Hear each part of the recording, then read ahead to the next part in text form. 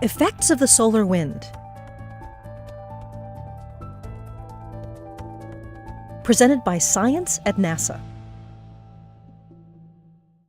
The wind speed of a devastating Category 5 hurricane can top over 150 miles per hour, or 241 kilometers per hour.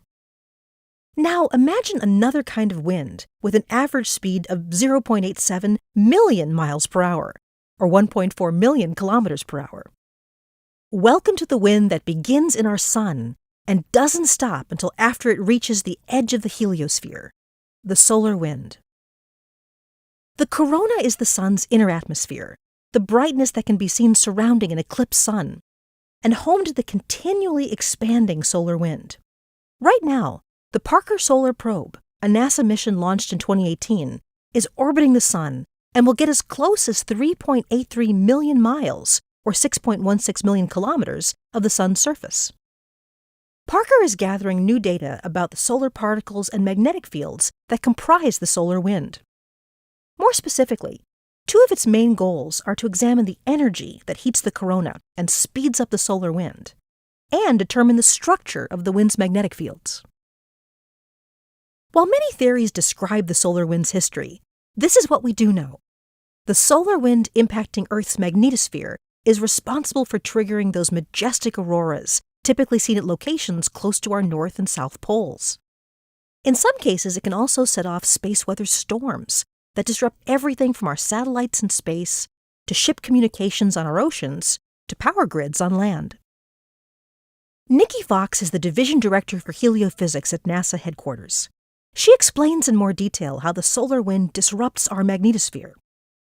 As the wind flows toward Earth, it carries with it the sun's magnetic field. It moves very fast, then smacks right into Earth's magnetic field. The blow causes a shock to our magnetic protection, which can result in turbulence. NASA also has another reason to study the solar wind and its properties. The solar wind is part of a larger space weather system that can affect astronauts and technology.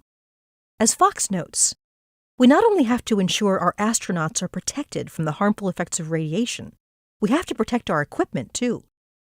So we've already found aluminum to be a good shield to protect our crafts from many energetic particles.